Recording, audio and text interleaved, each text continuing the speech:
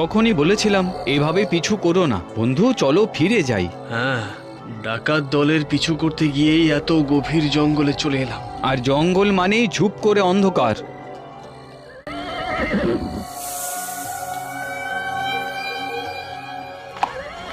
দেখি ঘোড়াগুলোর আবার কি হলো?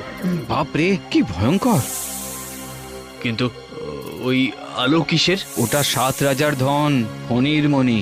অজগরকে হারাতে হলে শক্তি দিয়ে হবে না বন্ধু, বুদ্ধি কাজে লাগিয়ে ওই মণি নিতে হবে। সর্বনাশ, নেবে কিভাবে? ভয় পেও না, ভয় পেও না, দেখোই না কি করি।